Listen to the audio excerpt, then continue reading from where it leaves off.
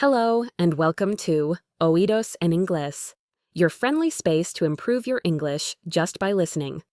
Today, we're diving into a topic that matters to millions of professionals around the world: the importance of English in the workplace.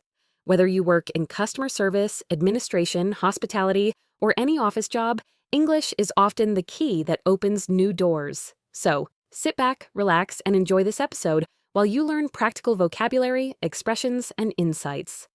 Let's begin.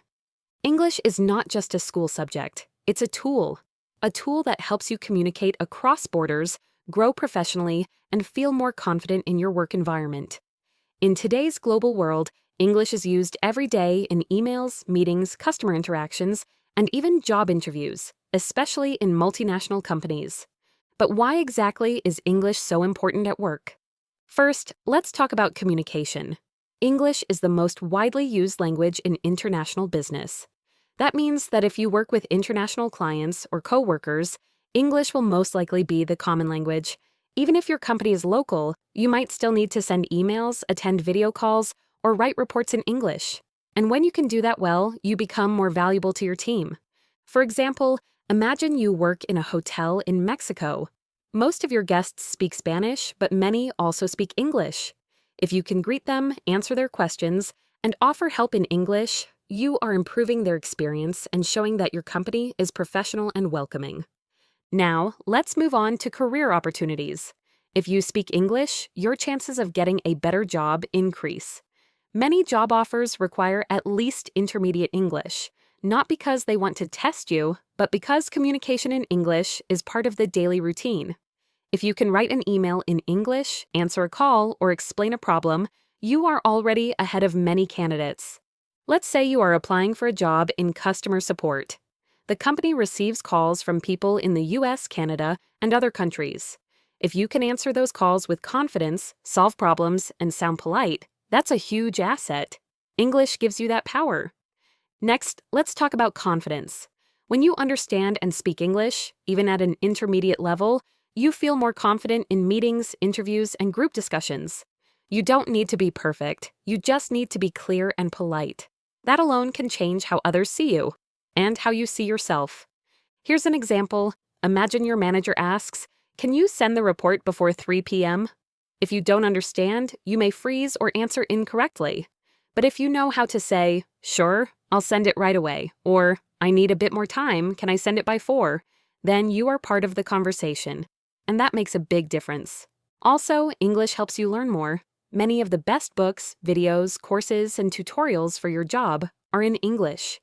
If you want to learn about digital marketing, business management, or customer service techniques, a lot of that information is in English. So speaking English helps you grow, not just in your current job, but in your whole career. But let's take a moment to be honest. Learning English can feel hard, especially when you're tired from work or taking care of your family. That's why this podcast exists. To help you practice your English in a simple and friendly way. You don't need to memorize grammar or study for hours. You just need to listen, repeat when you can, and keep going. Now, let's explore a few real situations where English matters at work. You're in an office, and your team is using English to communicate with a client. Someone says, "Let's schedule the meeting for Thursday at 10 a.m. Does that work for everyone?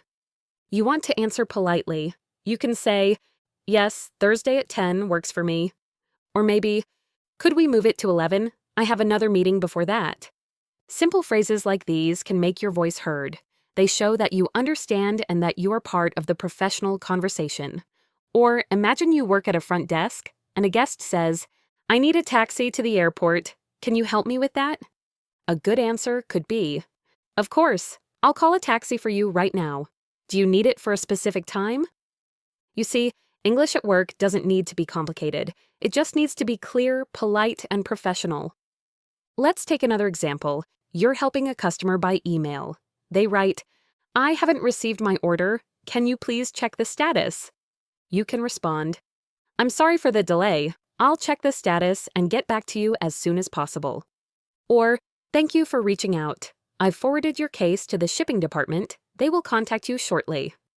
These are the kinds of phrases that make communication smooth, respectful, and professional. Now, a quick tip. If you ever feel nervous speaking English, it's okay to take your time. You can say, "Let me check that for you," or "Can you please repeat that?" These phrases give you a moment to think while still sounding confident. Also, always keep a small notebook or app where you write new phrases you hear at work. If you hear someone say, "Let's touch base tomorrow," write it down. Then look up what it means. In this case, it means let's connect or talk again tomorrow. Step by step, you'll build your vocabulary, your confidence, and your fluency. Before we wrap up, let me share a few short phrases that are useful in almost every workplace. "I'll take care of it." "Let me double check." "I'll get back to you soon." "Thanks for your patience." "Please, let me know if you need anything else." Try repeating them with me slowly. "I'll take care of it." "Let me double check." "I'll get back to you soon." "Thanks for your patience." "Please, let me know if you need anything else." Excellent.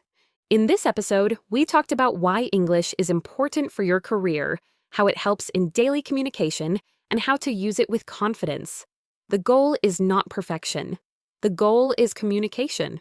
And you're doing great just by listening. In this part of the episode, we'll listen to a short and realistic workplace dialogue. The goal is to show you how the phrases from the previous chapter are used in real-life situations. After the dialogue, I'll explain some of the vocabulary and expressions, and we'll repeat a few key phrases together. So, let's get started. Scene: office environment. Two coworkers, Anna and Laura, are preparing for a client meeting. Anna is from Latin America and learning English, but she's doing great and trying to use English every day. Laura is a native speaker and they work together on the same team. Let's listen to their conversation. "Hey, Anna, do you have a minute?" "Sure, what's up?" "I wanted to check if everything's ready for the client meeting this afternoon." "Almost. I'm just finishing the report. I'll send it right away when it's done." "Perfect. Can you send it before 3 p.m.? "Yes, no problem. I'll take care of it." "Awesome. Also, do you know if James confirmed the meeting time?" I'm not sure. Let me double check and get back to you." "Great, thanks. By the way, I spoke with the client this morning. They're expecting the final proposal too." "Oh, I didn't know that. I'll prepare it after I finish the report." "Sounds good. Let me know if you need anything." "Will do. Thanks, Laura. Now let's break it down and look at the useful phrases they used. Do you have a minute? This is a polite way to ask someone if they are available to talk. It's common in offices, and it's friendly but respectful. What's up? This is a casual way of asking, "What do you need?" or "What's going on?" It's informal and great among coworkers. I'll send it right away. This means you'll send something immediately. It's very professional and shows responsibility. Can you send it before 3 p.m.? This is a polite and clear way of setting a deadline. No problem. I'll take care of it. This phrase means, "I'll do it, don't worry." It shows confidence and teamwork. Let me double check and get back to you. This is a great phrase to use when you're not 100% sure and need to confirm something. Let me know if you need anything. This is polite and helpful. It means, "I'm available to support you." Now, let's listen to that same dialogue one more time, but slower.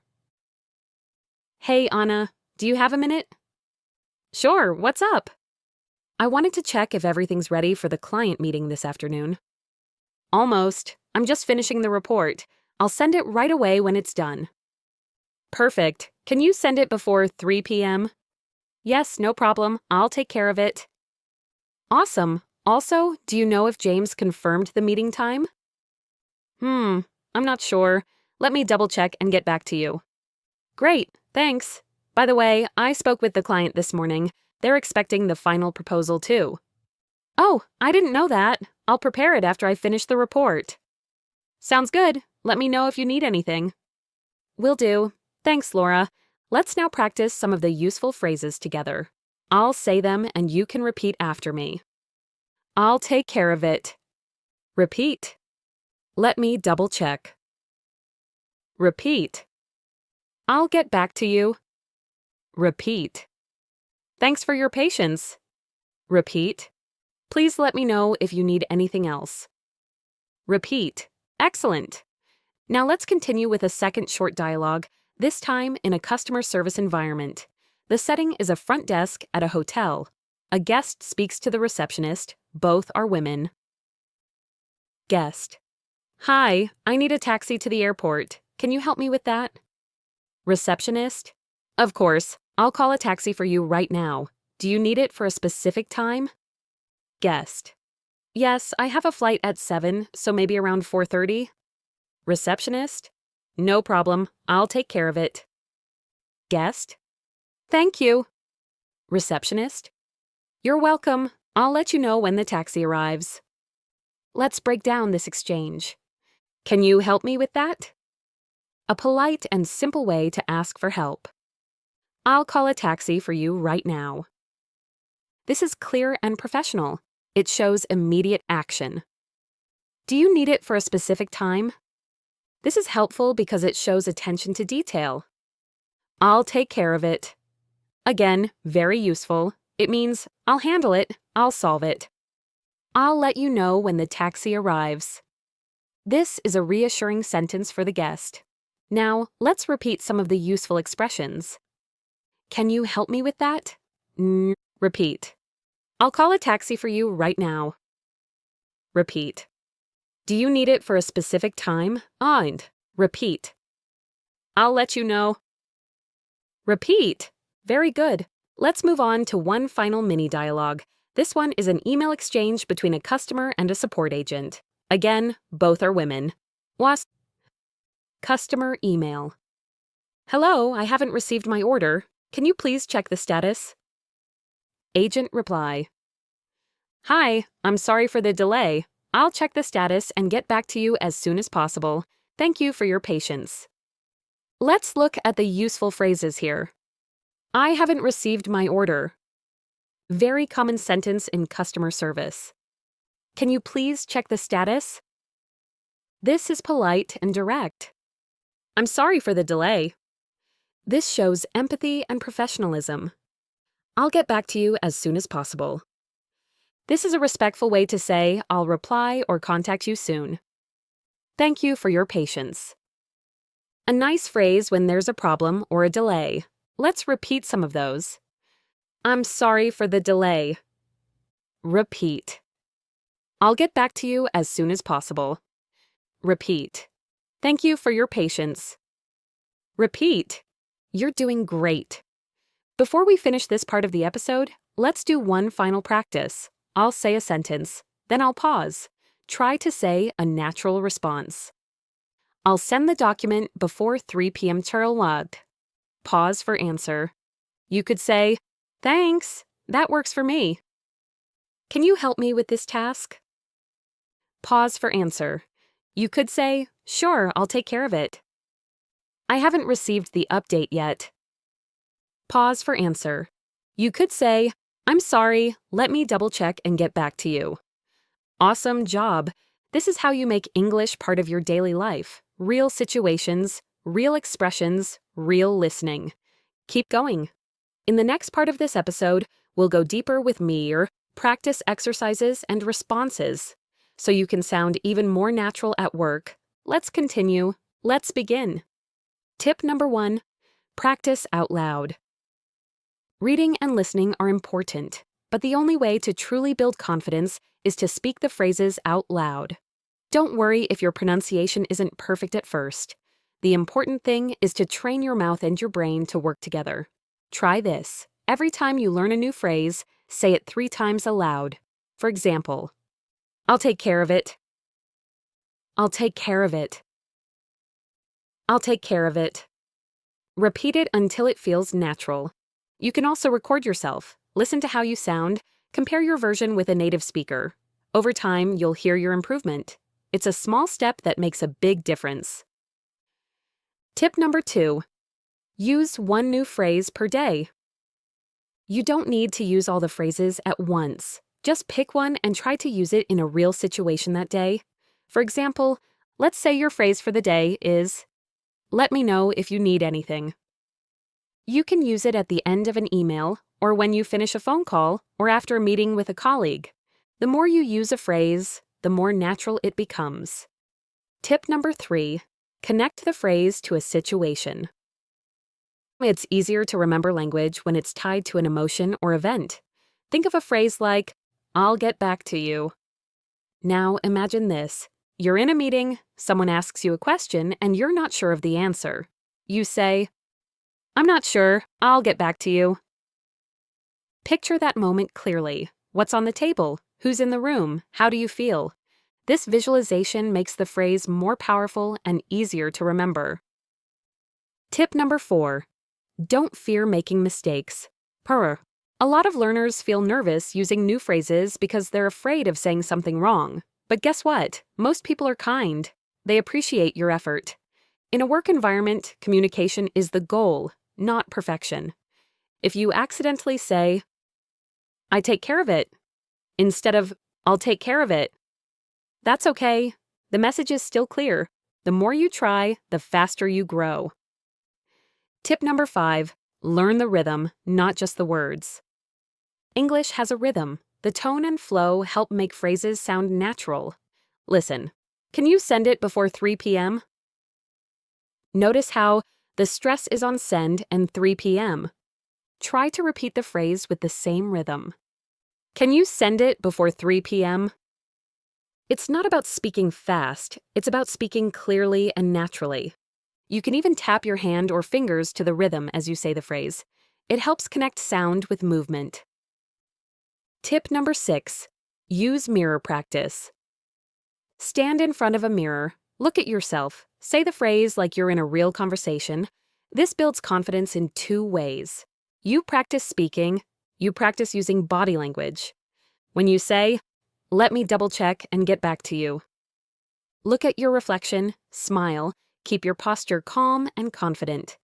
This makes it easier to say the phrase in real life with real people. Tip number 7, write them down in your own words. Take a new phrase and write a short message or email using it. For example, phrase, "Thanks for your patience." Email version, "Hi Maria, thanks for your patience. I'm still reviewing the files and I'll send them by the end of the day." Writing helps fix the phrase in your memory, and it prepares you for real situations. You can even create your own phrasebook, just 1 phrase per page, with examples. All right. Tip number 8, use fillers to give yourself time. Sometimes you want to use a new phrase, but you need a second to remember it. That's totally fine. Use simple filler expressions like, "Let me think." "Give me a second." Okay, so these are natural in English, and they give your brain a short pause to organize your thoughts. So instead of freezing, you can say, "Let me think. I'll double check and get back to you." That sounds confident and clear. Tip number 9, observe how native speakers use them. Pay attention in meetings, emails, and videos. How do native speakers use these expressions? You might hear, "Hey, just checking in to see if you had a chance to review this." Or, "Thanks for following up." Or, "Please don't hesitate to reach out." Write down the ones you like. Try using them yourself next time. Imitation is a powerful tool for language learning. Tip number 10, be proud of your progress. Every time you use a new phrase, that's a win. Celebrate it. Say it out loud. I used English at work today. I sent an email with a new phrase. I had a conversation and it went well. Small actions create big confidence. Let's review. To use work phrases with confidence, practice out loud. Use 1 phrase per day. Connect to real situations. Don't fear mistakes. Learn the rhythm. Practice in the mirror. Write your own examples. Use fillers for time. Observe and imitate. Be proud of your progress. Now let's do a final quick repetition of some key phrases. You repeat after me. I'll take care of it. Repeat. Let me double check and get back to you. Repeat. Thanks for your patience. Repeat. Can you send it before 3 p.m.? Repeat. Let me know if you need anything else. Repeat. Excellent job! These tips will help you sound more natural, speak with more ease, and feel more confident every time you use English at work. Thank you so much for joining me today on Oídos en Inglés. If you enjoyed this episode, please like the video, subscribe to the channel, and hit the bell so you don't miss future listening sessions. See you in the next one. And remember, you don't need to study hard. You just need to listen, enjoy, and keep practicing. Bye for now.